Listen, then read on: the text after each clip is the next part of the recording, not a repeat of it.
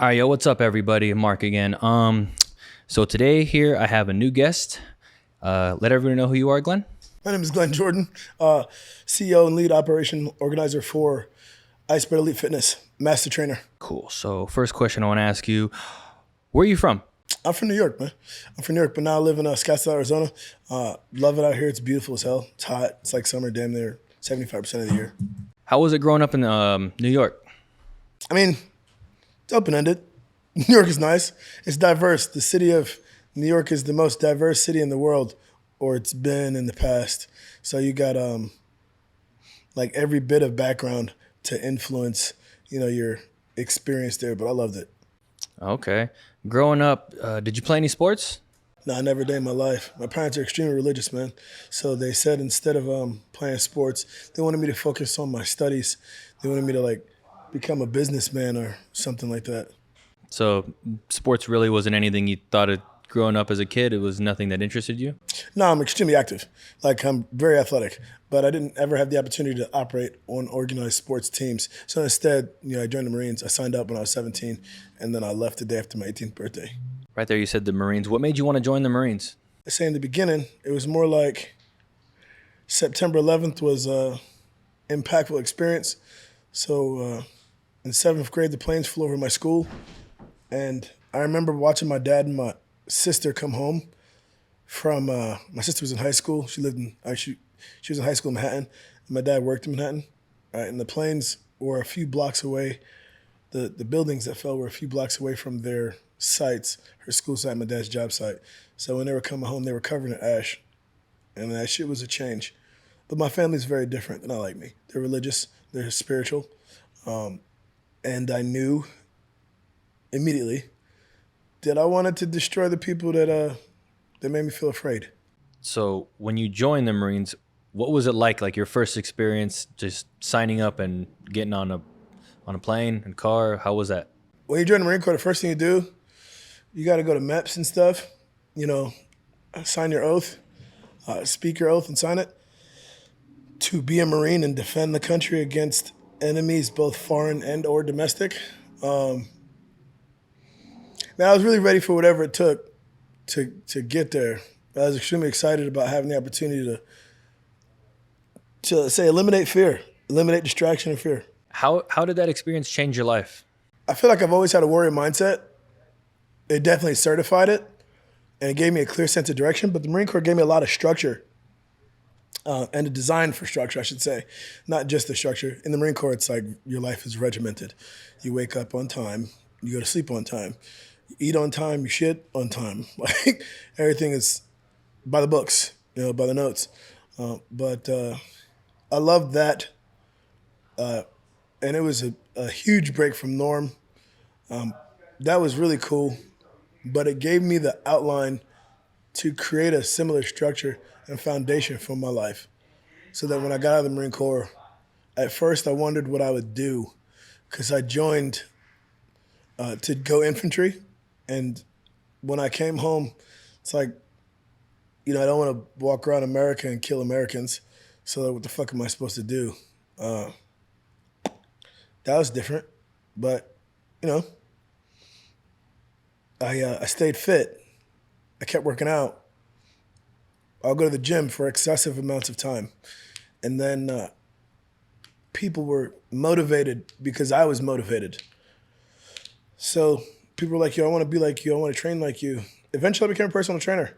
And that led me to my ultimate path in life as a coach, a master coach. So going from being a soldier to a civilian, you pretty much chose fitness then, correct? Marine. Marine, okay. Soldiers in the Army. All right. But from a Marine to a civilian, I chose, a civilian lifestyle. No, it's once a Marine, always a Marine. It's just a thing. Your thinking changes. The way you operate changes. The way you see the world changes.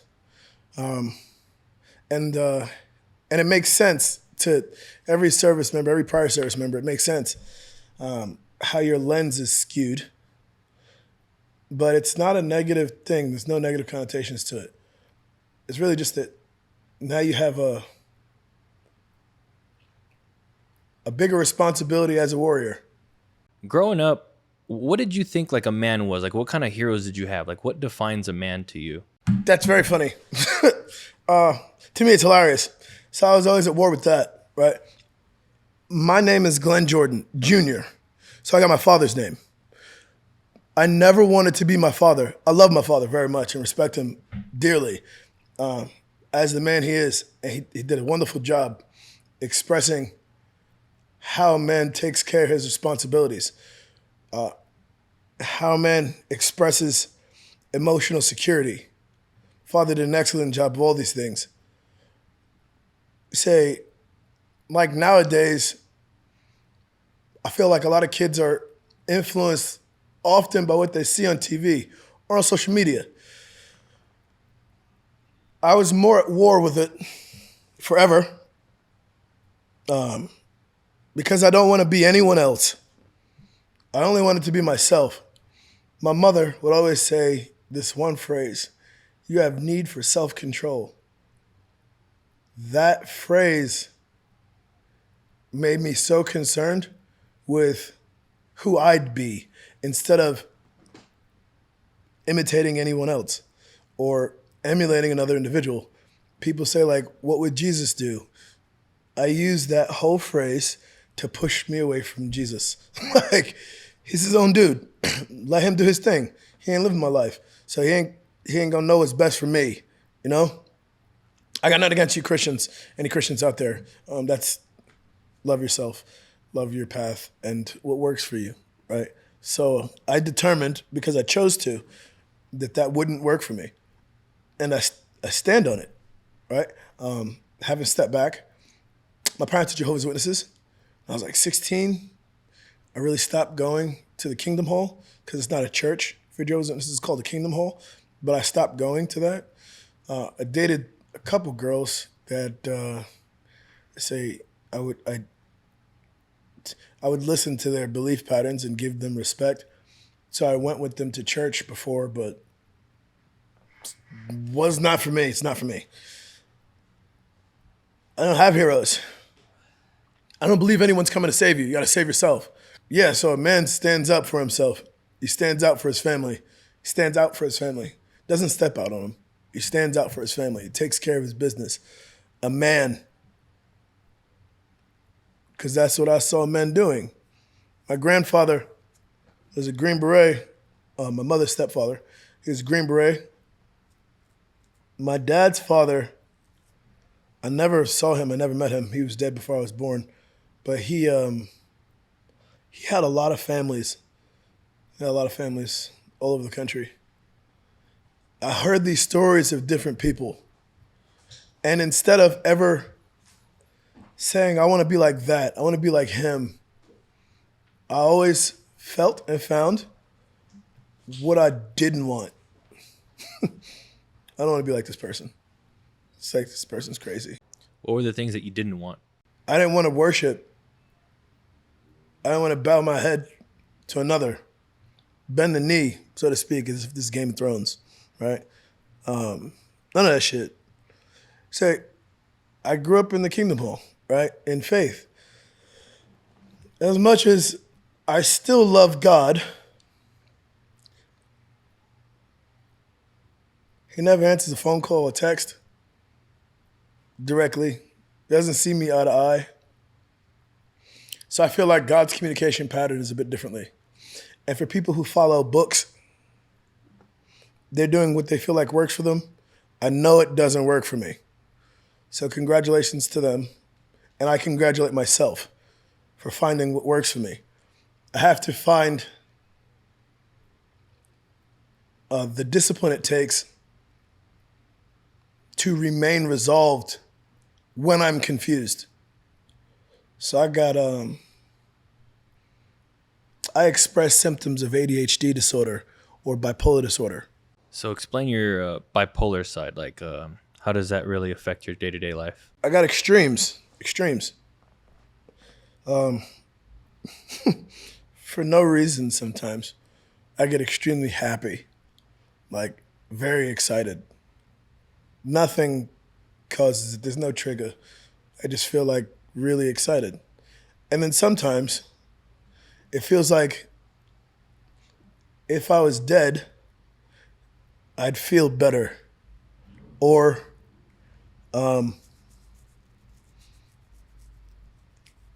sometimes it feels like an organ's being pulled out of me. Like like I imagine this is what heartbreak feels like, like devastation. Like someone very close to me just died. Comes and goes as it pleases, like on its own schedule. And it's just what it is. So, being human, at times I deflect, or I have deflected. I have essentially put the way I feel on others. You got to come to terms with your own emotions in real life. And when you do, then you are better capable of handling what you're dealing with. But no one else is experiencing your emotions. No matter how much you try to share them, they're yours, the individual. So, like, being bipolar, experiencing these bipolar conflicts, sometimes I blow things out of proportion in both ranges, good or bad. It just happens. And then I do my best to stay grounded. So I got some practices, some habits that help me continue to ground myself. And the best I keep to my habits, the more solid I can maintain control of myself. How old were you when you found out you were bipolar? When I realized what it was, so in high school, I was being evaluated for ADHD. A teacher basically told me, and then my mother confirmed it. But during the evaluation process, I don't know how long the evaluation process is. Like my teachers were paying attention and taking notes. But once I found out, I switched my behavior. Like I made a note to pay attention, be active and productive, be positive and more quiet, I guess, to seem obedient. But the entire time I had my own invested feelings. This is in high school. In this time, my older sister might remember this. Like I remember walking through school one day and then just getting hit with a wave like of like what the fuck. And I dragged my head against the wall in the hallway on like the third floor. And like in high school, sometimes there are bulletin boards. So I didn't know why I felt like that. Like I just felt like fucking, I was starting to feel sad. Like I was starting to feel like devastated. And it was just like a fucking pitfall in your gut. And everywhere else, it just felt like, it's not just your stomach, because you're feeling like your heart too. It feels like your heart's falling into a hole. It's like just falling. It's like sadness is coming and it's growing and it's profound. So I was dragging my head clear against the wall. My sister's like, "What's wrong?" And I'm like, "I don't know. I don't fucking know." So that was like, I guess one of the first more conscious expressions to raise my awareness of that. Yeah. Say I went to the Marine Corps. It helped me for a while, but I came home.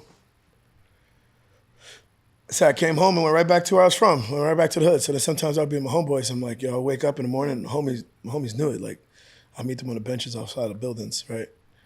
And usually like wake up, wake and bake, and just go kick it, whatever the fuck. But like somewhere they would know like you need to smoke. Like, yo, you gotta smoke. Cause I would be like, yo, let's go fuck somebody up. They'd be like, nigga, you need to chill. Like, yo, let's go smoke. I'm like, yeah, niggas is pussy. And those are my homies. They ain't like that. They're like, nigga, chill. The fuck is wrong with you? Like, why are you like that? So your neighborhood, for those people who don't really understand what it was like, can you kind of paint a picture of like what it looks like there, like growing up there, the street life? So I grew up in the Berries. Grew up in projects in New York. There's a corner store up the block. On the block that I lived in Staten Island, around us, say the square is the buildings. Within the square, within these buildings, so many people live. Like one building could have a couple hundred people in it, like one building. But there's, I don't remember how many buildings there are to say. Say the buildings are connected. So my one building is connected to another building. Across from me, there's two connected buildings. fuck. There's just buildings upon buildings on this block. Probably like 8 or 12 connected buildings. So a little town on one square of land. A little town. So many different people. So many different backgrounds. I remember there was this girl that lived upstairs. She's like Puerto Rican girl. She was a cop. She was hot. We don't fuck with cops, but she was hot. So I always be like, hey girl, what's up? Like, how you doing? I always talking to her. Little fat butt. She's cute, but that's nothing. I remember as a kid, right? You see like people sitting in front of the building, just like rocking, because they're like fiends. You see like people like overdosing, like different stories, like crackheads Yeah, I get you. or like, different drug addicts climbing the side of the building. Like, oh, he got kicked out of his crib. So like he climbed the building and then fall from like the 5th story.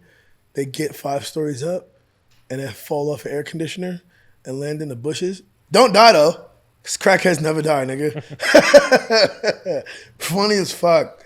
Right, crackheads live forever. You seeing like dope heads like drooped out.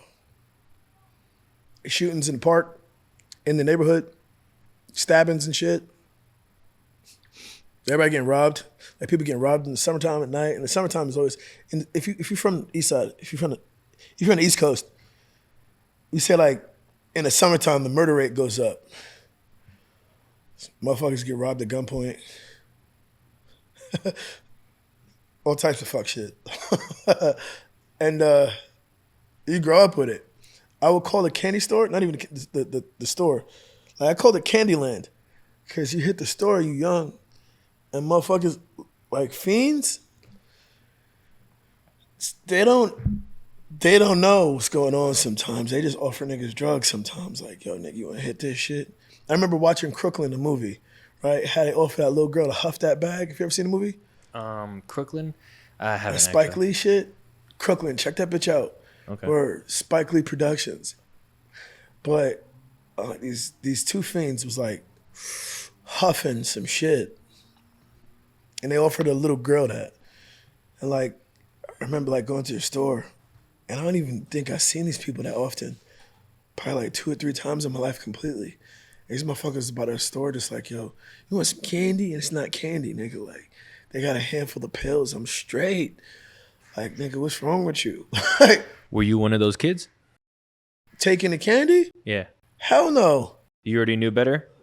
I just don't fuck these people. Like, as a little kid, like, Well, I'm just saying, when you were a little kid, did somebody come up to you with the same kind of... that's what I'm saying. I remember that experience. Okay. I remember seeing them people like 2 or 3 times in my whole entire life. Like, you never really saw them niggas like that.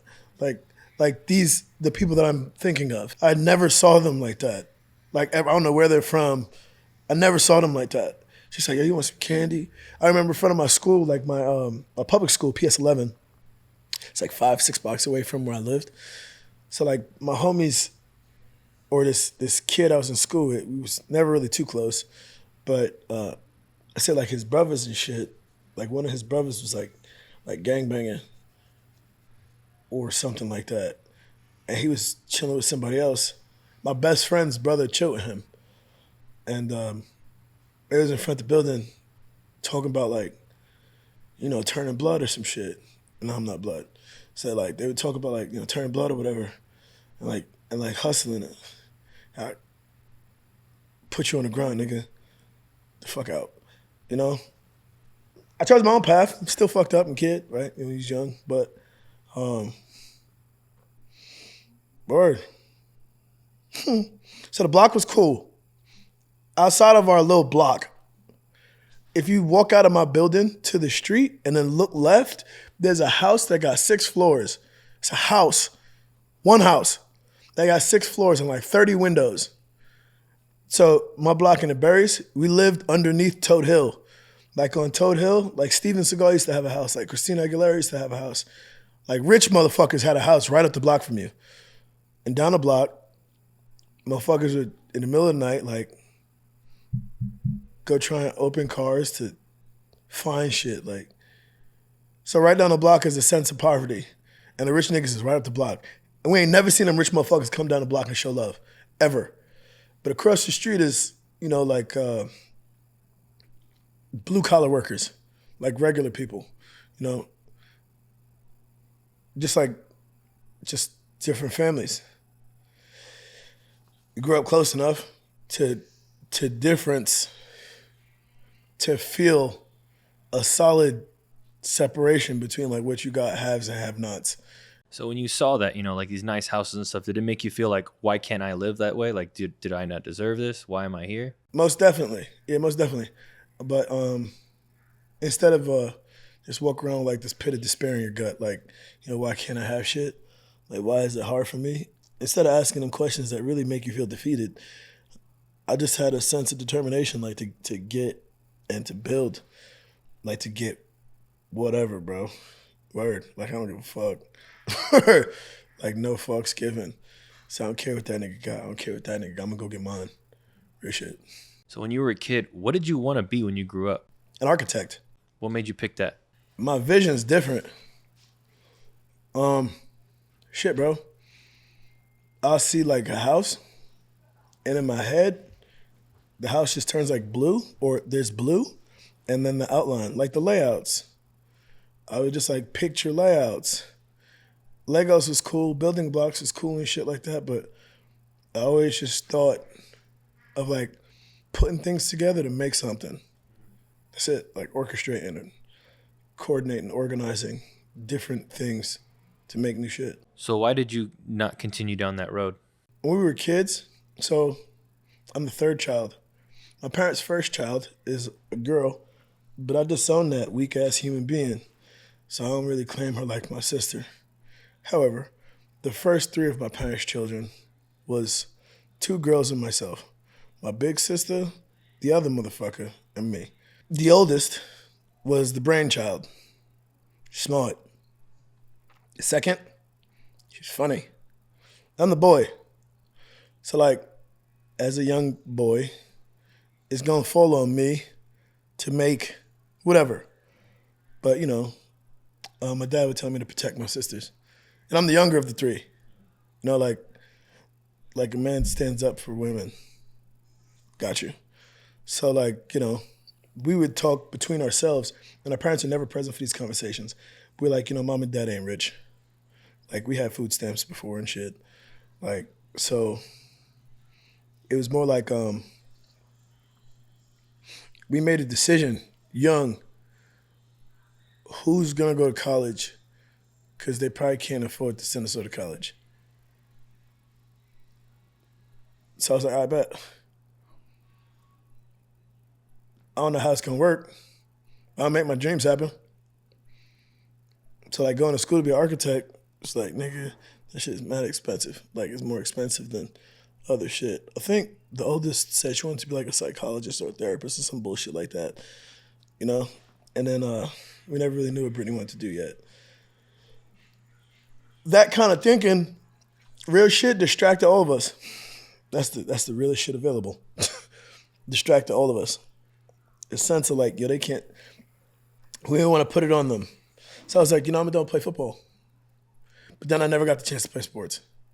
And before I even got to, let's say, high school, like when I graduated 8th grade, the oldest essentially emancipated herself. She was in high school already, but she emancipated herself young. She said, I'm an adult and I can choose for myself, so she left. And that fucked us up real shit, like a bit, as far as how to think and how to continue forward. Because I already digested the fact that, they can't afford us like that. But by this point, we had a little sister. So I'm like, bet, I'll still take the L for her. So then, my older sister, Brittany, she went to college. My sister went to college. I know I wasn't going to college. I signed up to join the military when I was 17 because I just kept getting kicked out of school. Like, I kept fucking high school up. And then when I was in an alternative high school. When I was in the school, they gave me a job. They made me have to work. I went to YABC at a smart kid school, but at night it was an alternative program Like I kicked out of day school. I wasn't allowed to go to day school. I wasn't allowed to go to night school anymore either. So I went to a school that was more in the afternoon to the night. Like I got out of class at 9 p.m., but I went to class at like 4:30. So like 4:30 to 9 was my school days. I have 3 classes a day for like 90 minutes each because we couldn't do the regular school pattern. So in the daytime, they made me have to get a job. And then in this job internship, I would get paid, but less than regular, whatever. When I was on my way to work one day, these 2 Marines stopped me. And I was gangbanging, claiming Crip in New York.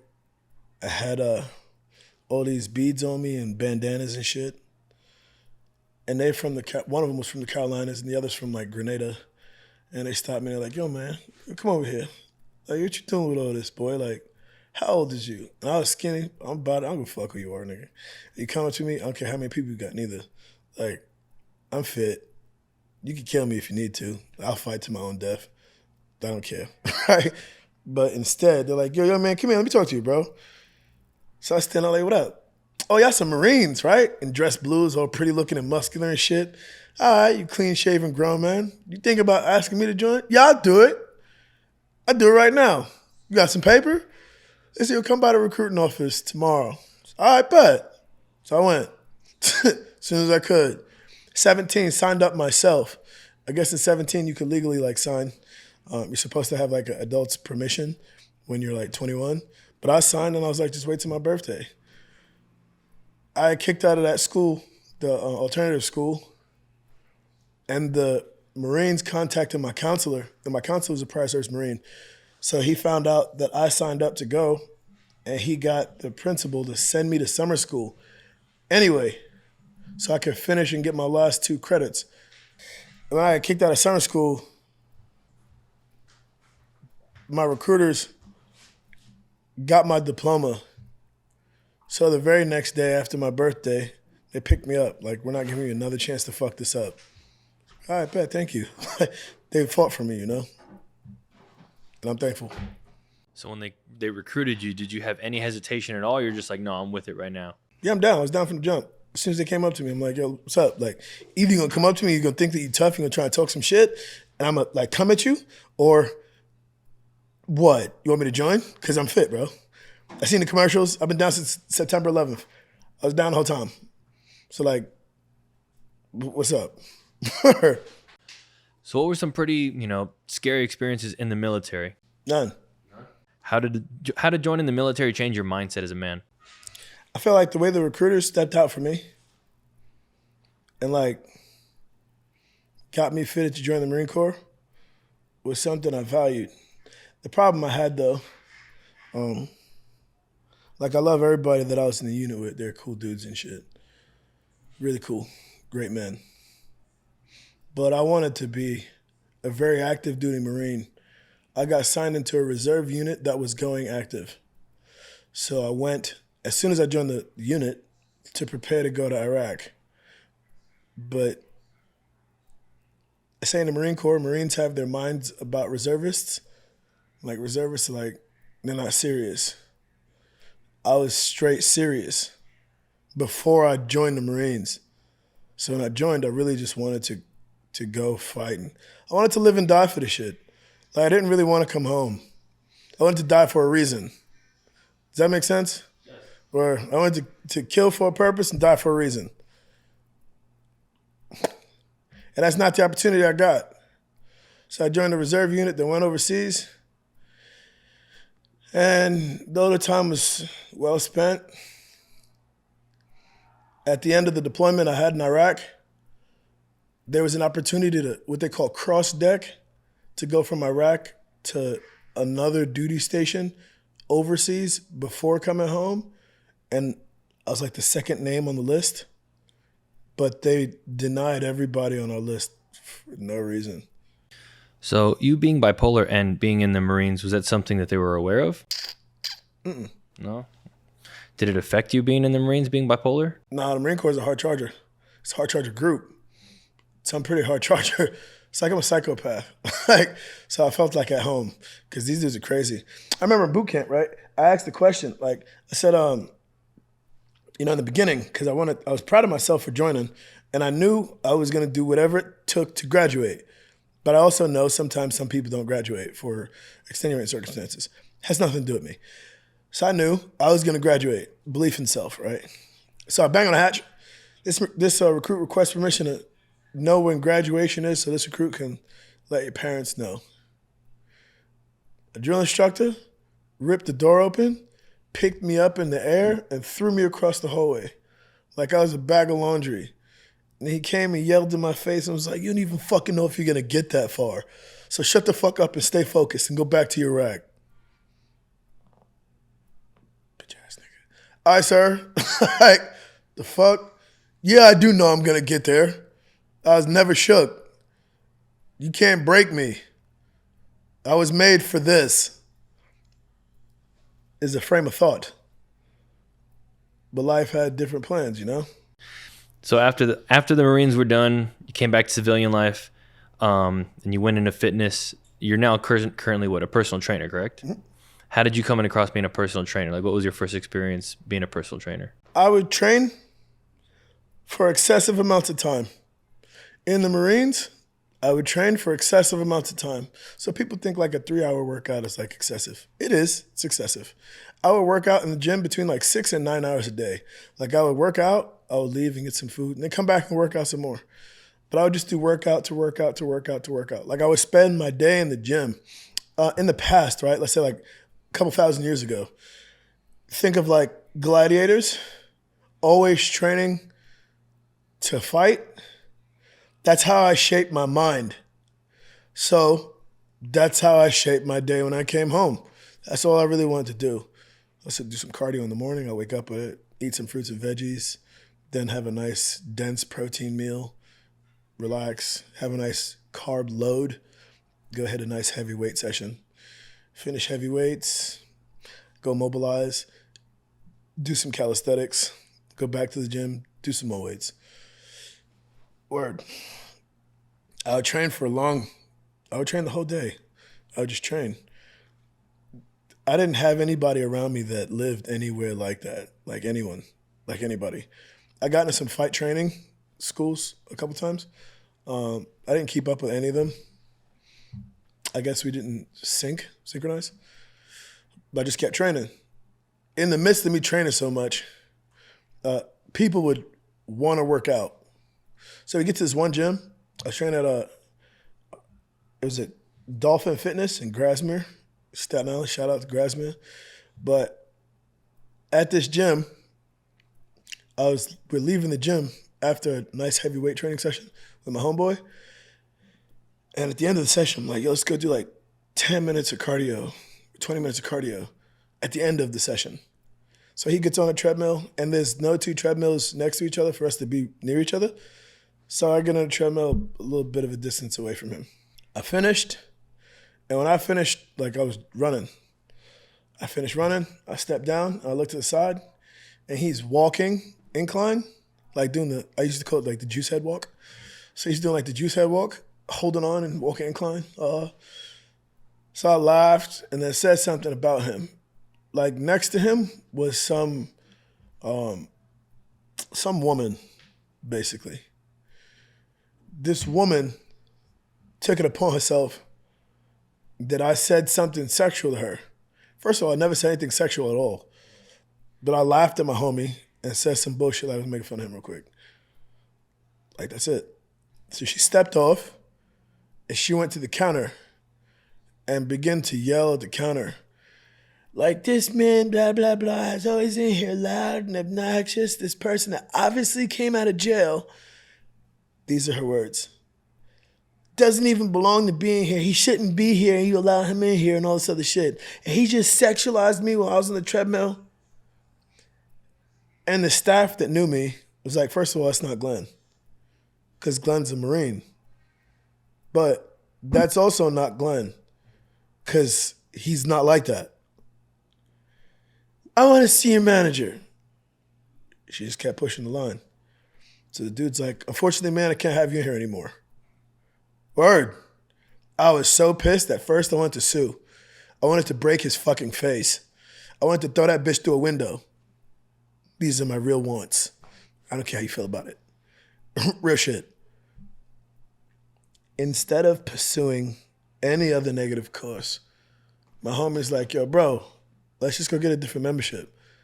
So I told my mother about it, and she's like, no, hell no. It's the principle, right? Straight. She's like, let's write this situation down legally, cite your resources, let's get your character witnesses and your witnesses, especially staff that works there, everybody that's in that gym. Because in the gym, as I train there, people are like, yo, man, you should be a personal trainer. It's like, yo, they're like, yo, you give us motivation. You're very charismatic. You got good energy. Because I motivate, any gym I go to throughout history, everybody knows this. If I see you striving, like you trying, you pushing the mocha, I'm going to say something to you to make you feel like what you're doing is appropriate. Keep pushing. Keep challenging yourself. That's just how I'm built. That's just a part of my fucking God-given gift. Like, if I see you pushing, don't stop till you're done, bro. You got this. Keep going. I don't care who the fuck you are. I don't have to know you. I say this to grown men, old women, young women. It doesn't matter. And I'm not trying to get with anybody. It's never flirtatious or nothing like that. It's just, hey, that's what it is.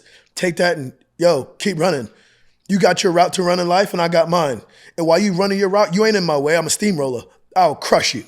But while you're on your route, congratulations. Crush that shit. Meet your goals. I'm built like that. I was pissed. But instead, we found a different gym that just opened up. So I got a membership there. And when I got the membership, I'm like, yo, fuck that. I'm going to become a personal trainer now. like I'm going to have my place in the gym so solid that this shit can't ever happen again. Because training is a part of me. And I don't give a fuck what is a part of this person's life. You can't get in the way of some shit that I need because I got anger problems. And I don't want to fucking flip out. You know? Yeah, I get you. So I got a job at a gym called Crunch Fitness. Okay. Not even a job. I got a membership there first, right? It said this happened in the end of July, 2013. So you were about what, like 24 at that time? Yeah, probably. Okay. So I know this happened in July because every single day, like I got my membership in August, but every single day in August, the old personal training manager, she could tell you this. Her name was Allison. I asked her every single day if she had a position available for me to be a personal trainer. I asked her every day for a month. Not only that, I trained in the gym because I train excessively. Like I train and train and train and train. That's just what I do. Every other member of the gym was like, yo, when's this dude gonna be a trainer? And then her son was one of the front desk managers. Her son would take the train at night sometimes. I would train until the gym closed some nights. So I walked you to train, bro. Nobody's gonna fuck with you in the way to train because ain't nobody fucking with me. But not only that, yo, we could talk, we homies. Yo, Allison's your mom? Yo, tell your mom to let me be a trainer, bro. Like real shit. And he came back and he told her. And then one day in August, she's like, yo, come here. She's like, you spoke to my son? She's like, you really trying to be a trainer here? I was like, yo, deadass. Like, yo, let me do it. Like everybody here knows me.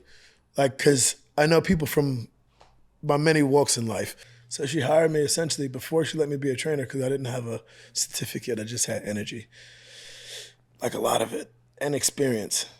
She's like, yo, you need to get like a certificate. And so I studied online and passed the course. Would you get your NASM or? Nah, some bullshit. Like the cheapest bullshit you could get because I didn't want to spend no money on nothing. I didn't know it yet. Like, I didn't know what really mattered. And I didn't understand the discrepancy between prices between like NASM, ACE, ACSM, none of that shit. I'm like, yo, all these organizations just like amping prices. And I found something online that's like $100. I'm like, fuck that, it works. Let me get this. So I got it and then got in. And then when I got in and started training, at first you run through imposter syndrome. So then I started asking the trainers around me, like what information I need to study. They give me like hints at things. And then I would just feed on information. But my energy is what continued to attract for me more opportunities. I found out about a gym, a luxury fitness gym, that had a program to educate you to become a elite level trainer. So I went. I paid my own shit. Actually, my mother split it with me at first, and then I paid her, and I paid my fucking education. And then later, a chiropractor, he's like, yo, I want you to come from working at Crunch to work for me, and I'll teach you like more about the human body, and I want you to work in my sports medicine clinic. The chiro was a member of the gym, and every day when he came in, I'd be like, yo, welcome to the greatest place on earth. His name is Dr. Piazza, Dr. John Piazza, great awesome dude. Runs a sports medicine training facility and chiropractic facility in Staten Island, and I believe in Long Island or something like that. But he's a great dude, great facility, all great doctors there, all great PTs there. Awesome human, seriously. He has a great story. You should find out about him, right? And do your work. Dr. John Piazza, you'll find out about him in Staten Island. Him and his wife are amazing people, and their son's adorable. So, growing up in Staten Island and then joining the military, where was the next place you lived outside of New York?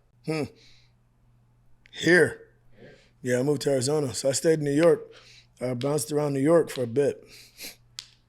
Word. And I moved out of New York in 2020 during the pandemic. Like 2020, September 2020, we moved here with my lady. And I've been here ever since, just loving life and building a better self and future. Hopefully a better world. So 2020, that experience, during COVID stuff coming here, that was a big transition because it was definitely a big difference. Was it totally different than New York? Yeah, Arizona is a new world. Like, as a matter of fact, sometimes I still get this feeling, but the whole first 2 years, I felt like I was a tourist. Sometimes I still get the feeling of like being on vacation, like just living here because it's so different. Waking up in the morning with a mountain view, like right behind my apartment, love it. I love it. Word. So I just hiked Camelback Mountain with my friend and client, just a great friend, like a week ago, last week actually. It's crazy. So I'm from New York, right? Like a hike, it means like a walk in the woods or some shit like that. You know? This hike, we went to hike Camelback Mountain. We were fucking climbing a mountain. We were mountain climbing. I've done that hike. I know what you're talking It's about. crazy. Climbing up Echo Canyon, that's not a hike. So if you're from New York and you see Arizonans and they're like, yo, you want to go on a hike? Say no. But if they ask you if you want to go on a walk, that's cool. A walk is a New York City hike.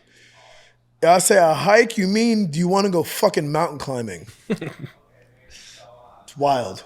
Yeah, I saw someone get rescued by a helicopter when we were up there. I was just like, oh, dude, what's this helicopter? Like, maybe we should try to get on and go back down. But My boy's like, yo, this hike takes like 40 minutes. He's like, I've done it in like 42 minutes.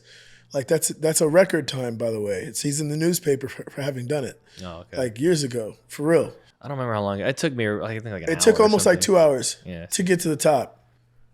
And like almost 2 hours to come back. That was almost 4 hours in total. It's like 3.5 hours and like 3 hours and 40 something minutes. What the fuck? That was wild, bro. For real. It's cool though. Word. Yeah, that shit is wild. Growing up in New York and then coming here, like, did you come here all by yourself with no game plan? You just showed up, or? As a matter of fact, when I moved out here first, we moved here because when 2020 started, we had just actually decided to begin and launch our own online fitness business, included with merch and shit, like clothing and all sorts of stuff.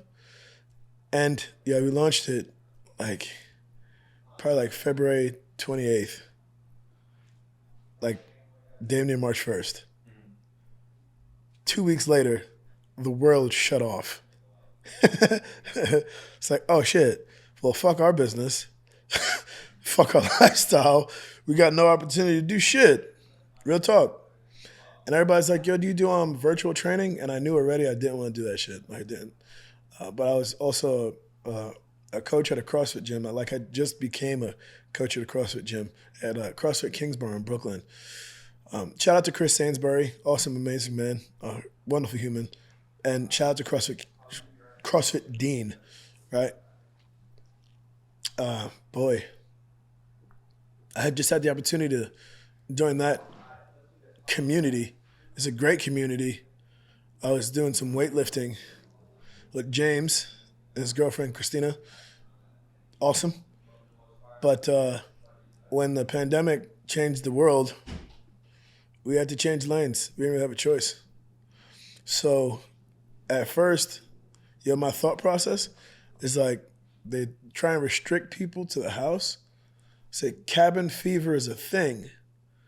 So you hear about George Floyd being murdered, and then everybody acting foolish. That's how I take it. Everybody's acting foolish. Black lives do matter. I'm black. My life matters. At the same time, everybody's life matters. And I'm not one of those motherfuckers that's going to turn around and say blue lives matter like police and shit. Yeah, their lives, everybody's life matters. But the thing is that no one's life is more important than the next person. So I operate with a golden rule. Instead, treat everyone as you want to be treated. So the Black Lives Matter movement, in my opinion, is absolute and utter bullshit. And I'm dark, motherfucker. So I was never supportive of that shit. Word. As it kept growing, like, God, I need to get away from this. So instead, me and my girl would take her on vacations. Like, yo, you want to go to Utah? You want to go to Vegas? We're going to stay in Miami. We stayed in these places for 2 weeks at a time. We stayed in Miami for a month, Vegas for 2 months, basically. We stayed in Puerto Rico for the summer. At the end of us staying in Puerto Rico, we're like, yo, we're going to go back to New York. When we came back, we just grabbed our luggage and was like, let's move to Arizona. It's like Arizona's growing for real estate. And I always knew that, like I said, I wanted to be an architect. I wanted to have some impact in real estate overall. I started studying real estate amongst going to gyms. And then I met a YouTube influencer. Shout out to Dan Voss, a Canadian YouTube influencer that moved to Arizona. He was the first person I met in a gym that's like, dude, I want to do whatever you do. It's like, all right, bet, I'll train you. He's like, cool. I'll pay for like 3-6 months. What do you got? Cool. I started training at a self-made training facility. Shout out to Jeff Mahaffey and self-made training facility. Jeff Mahaffey's no longer with self-made training facility, but shout out to Jeff Mahaffey. Shout out to self-made training facility and Anthony Garcia, excuse me. Self-made Scottsdale. Coming here, did it cross your mind like, oh, am I gonna fit in? Like, do you ever get that kind of feeling? Because you know, hell no. No, not from New York. So we say this thing in New York: if you can make it in New York, you can make it anywhere. We built from the dirt, from the ground up. If you ain't got shit, so what? Build shit, make it new. because you moved here during COVID, so obviously things were tense, and you're just like, all right, we got to wear a mask. I got to comply with the mask, and then you got the George Floyd thing. You know, your age and my age, you know, we're not too far off. 2001, like you said, you kind of had no control over that, but you saw it firsthand. You were there in New York. Then 2008 happened, where you're just like, I have no control over this economy, but you know, we're all going to basically suffer from this housing crisis thing. And then 2020 happened, and we're like, we have no control over this. Like, we still have to do this again. Like, you know, we went through these 3 experiences. When some of these kids now that are here, that are now turning 21, they weren't there for 2001 because they were born like 2000, so they don't know what that is. They don't really remember 2008 sometimes because they were probably like, you know, 4 or 5 years old. They know nothing about the 90s. Yeah, so they don't really know anything about that. So, you know, when you talk to some of these kids here and they're just trying to complain about their problems, they're like, oh yeah, you know, bullying and stuff here and there. Like, what are your thoughts on that? Is that something you can run away from? Do you want to go run to your mom? Do you want somebody to defend you? So I feel like bullying has a place in human nature as a necessity. There does need to exist a threshold, like a point at which people say like enough is enough and too much stinks. It's a saying that my dad used to say to us when we were little kids. I think it came from Bugs Bunny, to be honest, but enough is enough and too much stinks. It essentially means like, let motherfuckers know when you had enough. Mm-hmm. Like, bullying helps you find your self-worth. The problem that a lot of people have is that they don't want to see another person's self-worth negatively impacted. That's great. So instead, like, say, get the individual to think critically from the inside and then communicate their own self-worth. If somebody else is communicating your self-worth for you, you have lower self-worth. because it's not yours. It's their image of you. But like a bully has an image of you. And eventually you stand up for yourself or you submit to that. The laws of nature kind of demand some need to submit, some need to stand. If everybody stands, we have a problem. We're out of energetic balance. If everybody submits, greater problems, worse energetic balance. I say moving here, and then thinking like, am I gonna fit in? No, hell no, it's not even. That was never thought. It was I'm gonna make something happen. I referenced the '90s just now because you ever heard of Amadou Diallo? No, actually, I haven't. Explain. Dude was going home, and the cops thought he was somebody that he wasn't. He had like headphones on, and he didn't hear their commands to stop, freeze, put your hands up, get on the ground. None of that shit.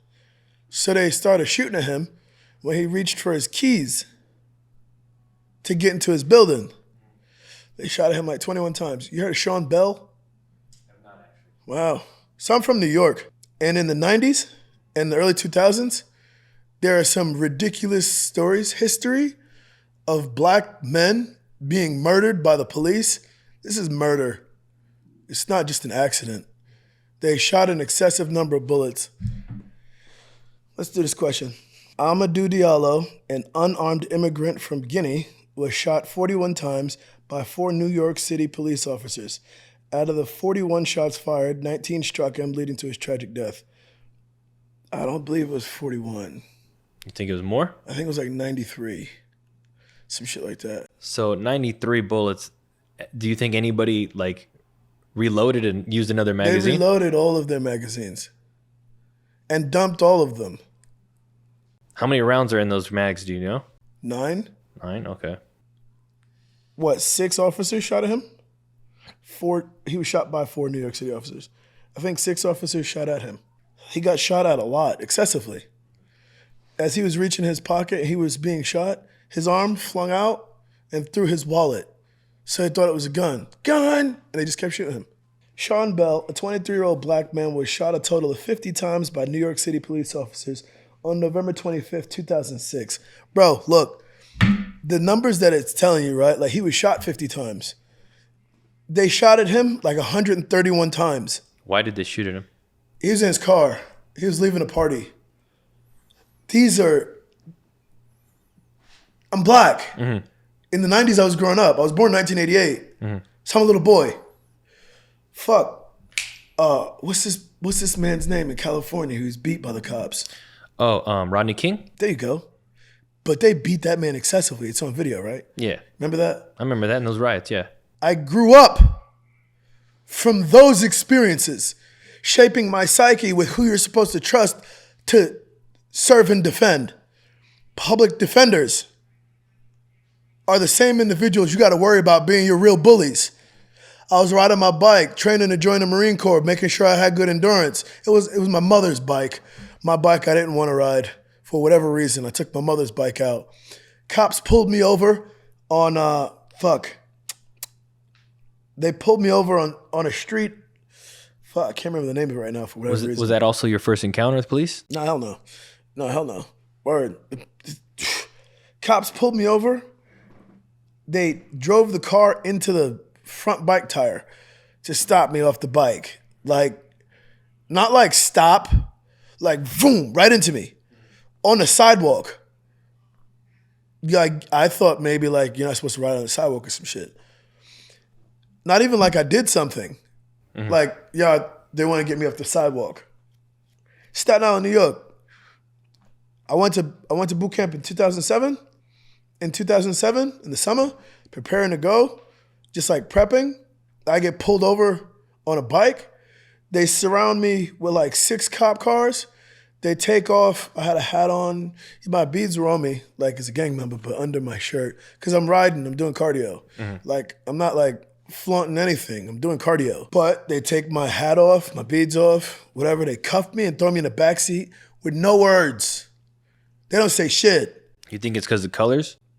It's because I'm black.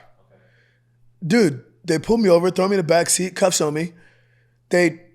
Another cop a sergeant. I saw him later in life, like later. He comes to the car, opens the door, and then just takes his mic and hits me in the forehead 3 times. Bang, bang, bang. And then shuts the door. And then they take me out the car, and they just stand me in front of the car and the side of the car, and have a little white boy in the back seat of another cop car drive by and stop. He's like, no. And then they drove off. And they're like, I'm sorry. And they uncuff me, and they just leave. So how did that make you feel? So I surmised that boy must have had his bike stolen. That shit had nothing to do with me. Y'all ain't asked me no questions. Y'all ain't approached me like I was a human. These experiences are not uncommon, bro. Like, that shit is not uncommon. It's 2024, and this year is 2007. The year before this, Sean Bell was shot to death in Queens or Brooklyn or whatever. Shot to death, leaving his own engagement party, not engagement, his bachelor party. Leaving his own shit. Nah, nigga. Bullying's gonna happen anywhere. To this day, there are still sundown towns in different spots in Texas. Sundown towns. You know what that means? No, I don't. If you black, don't be out here when the sun goes down. Have you ever been to one of those towns? I want to. I just want a couple of homies to go with me. Real shit. I'm about all to play. You want some smoke? Word. I want all the smoke. When Trump got elected as president, I don't believe in none of the presidents. When Trump got elected as a president of this country, he used this racial battery to charge the country and positively fuel his ability to become president. That doesn't mean he believes in racism. He just knows how to play with people. You feel me? Yeah. That right there is a clear sign that he doesn't give a fuck about any of us, to be honest. To be honest. So I don't care if you black Republican. None of that shit matters to me, bro. Like, real talk. The bipartisan nature is bullshit in the first place. But when he used that, it was a clear sign. One, it woke up all the rest of the racists. It woke up all the rest of the racists. Let's get ready to party in this country. Our time is coming soon. So then, the KKK, skinheads, Peckerwoods, racist organizations started having rallies and marches in different states. Do you remember this? I do. So they set up like they were gonna have one in New York, and I was working. I have a son, he's 6 years old. This is 6 years ago. 7 years ago. No, before that. Fuck. Yeah, this is around that time.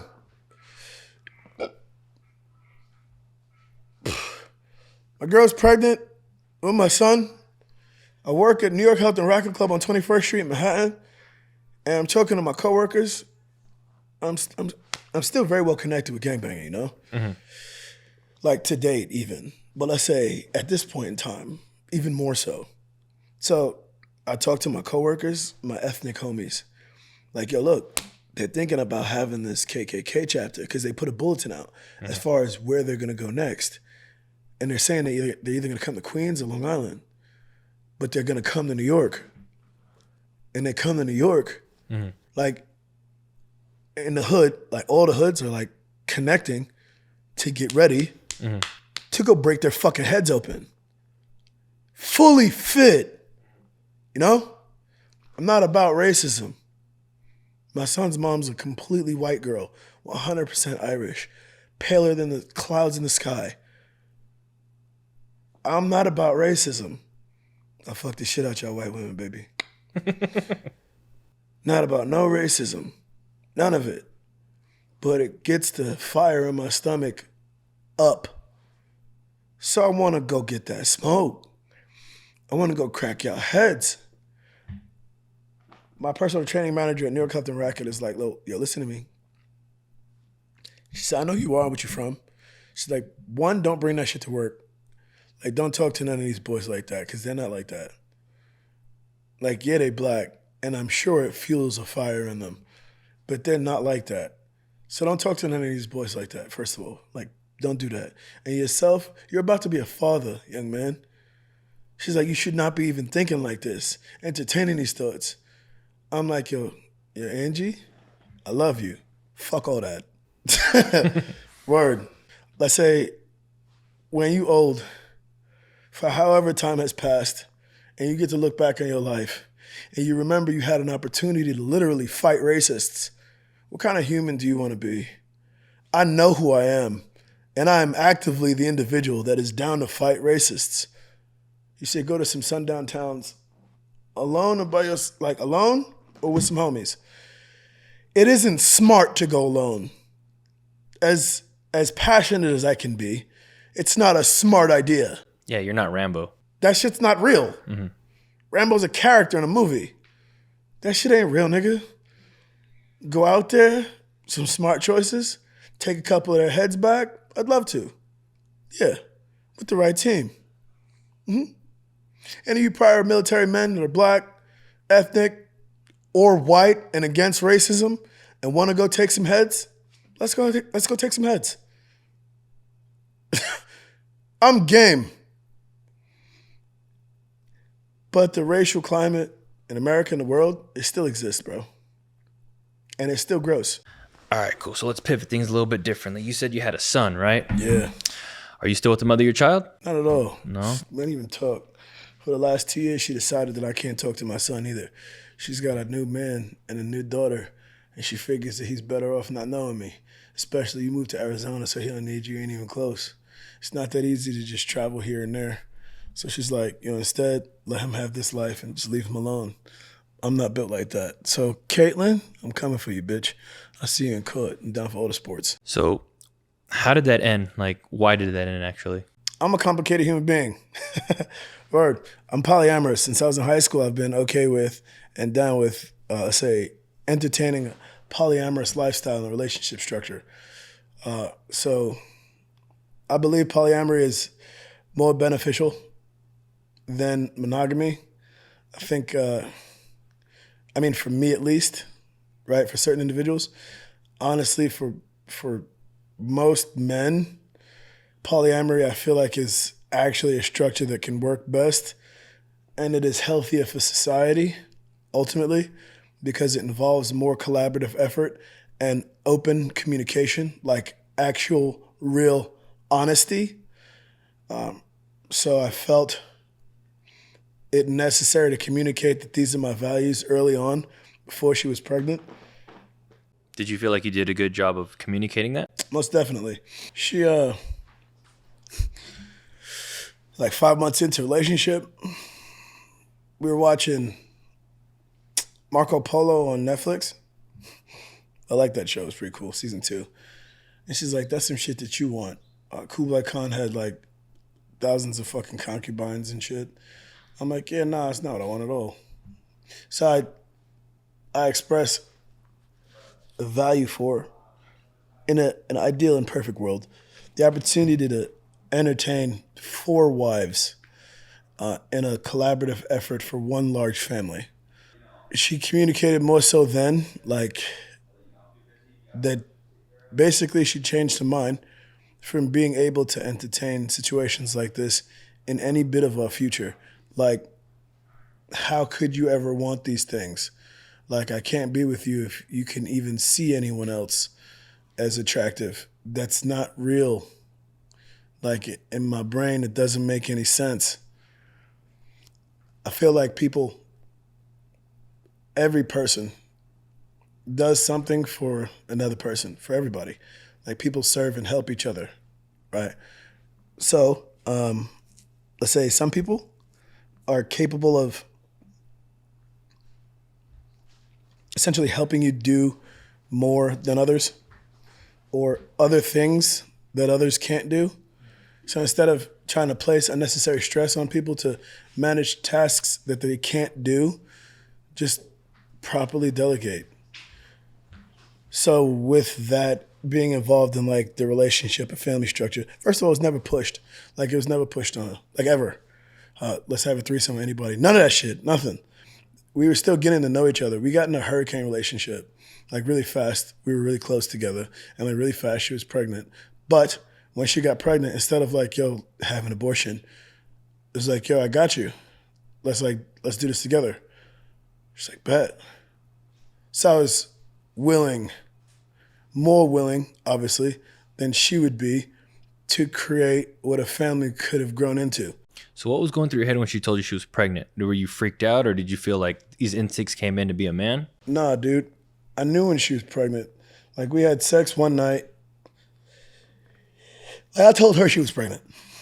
Like, we had sex one night, and amidst us having sex, I was about to nut, and then I saw a gold disc in my head. Like while having sex, I was somewhere else. It wasn't drunk or nothing, but like I was somewhere else, and like this giant gold disc was the only thing I saw, and it was spinning, and I'm like, what the fuck is this? And my focus went from us having sex to staring at this thing, and then when it disappeared, I was there, and I had just came.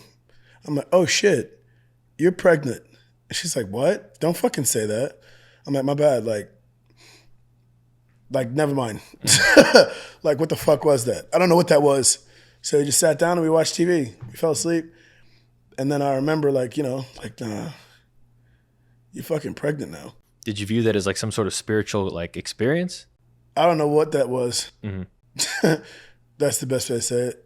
I don't even try to think about it. I never really tried to think about it too heavy. I just remember precisely exactly what it looked like. It was like a golden disc.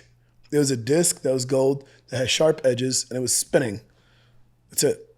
Like a blade that you would use to chop wood, but it was golden. There was no hole in it. And it was the brightest thing. It was the only thing I could see. Like staring at the sun or something. It was wild as fuck. It was weird. This never happened to me in my life, but it happened then. And for some reason, I knew clearly as hell you're going to give birth to my son. I'm like, you're going to have twins. She's like, no, I'm not going to have twins. So you're probably going to have twins. She's like, don't say that. But I believe in like our ability I believe in us. Like our ability to do things, right? So instead of her saying like, she's going to have twins, like she found out she was pregnant, she was freaked out. I'm like, yo, calm down. You're good, whatever. You're definitely going to give me a boy. I knew this. I was like, but you can have twins right now. It was more so that you could. She's like, I don't want twins. Like, it's going to wreck my body, all this other shit. I'm like, nigga, you need to chill. like, you really just need to chill. She didn't want to have twins. And the doctor had, I guess, said to her after, like, having an ultrasound or whatever, oh, there was, like, 2 sacs. There's, like, 2 sacs there. But now there's only one of them is growing a baby. Take that as you will. Like, I'm not fucking honky-dory, bro. That's, like, I felt like you could have had 2 kids at once. And I wanted a son and a daughter. I wanted, but I also respect the fact that it's her deliverance, like, also. So it matters what I want to a degree, but it also matters what she'll allow, So when it ended, how did you rebuild yourself? Did you feel like you needed to rebuild yourself, or did you feel destroyed? I got into alcoholism again at first. I had that job at New York Health and Racket, and I was silently bothered by. I consistently thought that I was supposed to be supportive. So, like, she's like, I'm gonna move back in with my mother. And I was like, let me know if you need any help. And where's that at, in New York as well? Yeah, Staten Island. It's like 10 minutes away from where we lived. I got our own apartment. I was like, yo, let me know if you need any help. Like, I'll help you as much as I can. I'll do whatever I can to help you. So I did. And, like, you were gonna do this co-parenting thing. Bet. I always want to be there for my son. It's my child. Amongst the co-parenting drill, she said, like, this boy, her job liked her or whatever a few months in. It's like, iron it out. I hope you're happy. Just make sure that nigga knows he's not my son's father, nothing like that. And he touches my kid, I'll kill that nigga straight. But they started dating later. Congratulations, I'm happy for you. I didn't want to date anybody. I was definitely getting my nuts off. Never been missing that ever. But I was silently depressed, silently so bothered by it. Tried to stay occupied. So amidst being occupied, like I was in school for massage therapy at the time, and I would, at the end of the work day, I would get our gym at New York Health and Racket on 21st Street was next to a liquor store, a high-end liquor store. And then I had clients that lived in that area. It's expensive area. They got good money. So some of them were like, like you should try this whiskey, you should try this or whatever. So I got into alcoholism. I got into drinking. I got into drinking a little heavy. And that's why I lost that job. Like one day, I went out with one of my coworkers. Like we started to drink at the end of our shift, at the end of the work, and just take a couple shots here and there. And I'll just have a bottle. I got some Henny in my bag. He's like, bet. He's like, yo, nigga, I got about a Henny in my bag. He's like, bet. So we drink. And then we downed, me, him, and this other girl, like me and one of the homeboys and this other homegirl, we downed the bottle of Henny. It was like, nah, we need another bottle. So we drank 3 bottles of Henny and a bottle of Monkey Shoulder. I got reasonably smacked, but this is at work. Like we were still in the building. And while I was leaving, this kid who means no harm, he said something that would have been taken as a joke if I was sober. But he was standing physically close enough to me, and I hit him with like a kung fu technique, right in his sternum. I just pushed him with the heel of my hand. He got shocked and really afraid, but he flew away a distance. And I lost that job, sincerely. It was like, yo, you can't be back in here anymore. He what was that? He got an order of protection at first. The cops had wanted me, so I turned myself in. When I sobered up, took a day, turned myself in. They let me go. You ever make amends with that guy? Can't talk to him. Got order of protection. Can't talk to him. Can't tell anybody to talk to me either. It's like, damn. And he was a close friend at one point? He was a kid. He has a mental health issue. He has neurodivergency. He's not autistic. Let's say that he's on the spectrum. Okay. He didn't mean anything harmful. It felt like shit. I was really upset, not about losing the job, more so about like negatively impacting him, because he's a nice kid. And like he's not all there. He's Asperger's syndrome. That's what it's called. He's Asperger's. So he's a nice kid. But fuck, dude, I got so drunk. And I golden palmed him to his sternum. And he flew the fuck away. And he got hurt and really afraid. Oh yeah, that's right. After that, I slapped him a couple times. That sucks. It didn't feel very good. I felt like a complete misuse of power, strength, and ability. That felt bad. That sucked. Like I was really sad, personally, that I had that experience with him. It's unfortunate, man. I'm glad you shared that with us, though, at least, It's kind of hard to relive those type of moments. How long ago was that again? This is 5 years. This is after my son was born. Does that have anything to do with the reason why the mother of your child decided to leave you as well? No, she left before that. She left because of polyamory. And she figured that, she could never trust me. She felt like she could never trust me. She said that she would bore me to death. She felt like because her method of thinking was different, even though she actually changed her fucking mind, she felt like she would bore me to death and she would never be able to trust that I would be happy with just her, which is so sad because it's not about me or her anymore. Stupid fuck. But instead of arguing with her and fighting with her, because I never wanted to have that be around my son, I take L's, but I make wins. And then do you have any communication with your son at the moment? None, dude.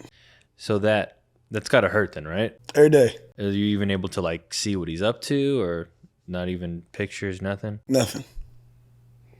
Blocked on all social media. She won't talk to any of my friends and family. She's keeping my son away from his side of the family. And how old was he when you guys separated? 7 months. So he doesn't even know who you are? No, he knows me. She moved out here 7 months, but he knows me. She decided this 2 years ago. So he was 4 years old. I called on his birthday when he turned 5, and she was like, listen, don't call anymore. And I was like, nigga, what's wrong with you? Like, what are you talking about? She's like, nah, because, you're in Arizona now. Like, you're living a different life, and I don't know you anymore. Like, that has nothing to do with shit. It has nothing to do with anything. She's like, I just want Cassius to have a life with Tony. Tony's here, so I don't want to confuse him. Cool. I was like, all right, but listen, you just give me your address so I can get you served. Shows I don't have to tell you where I live. Bet. We'll take this to court legally. I'll find you. I'll find my son. It's kind of deep. Appreciate everything you said. Sharing some pretty dark experiences. For those who don't know, where can people find you? You can find me on Instagram at glenn.jordan365. You can find me in Scottsdale, Arizona, Independence Gym, Monday through Friday between 12 and 6 p.m. And as far as any events coming up, you got anything lined up? Hush. I work in silence. All right, man. Thanks, Glenn, for being on the show. Thank you, Mark.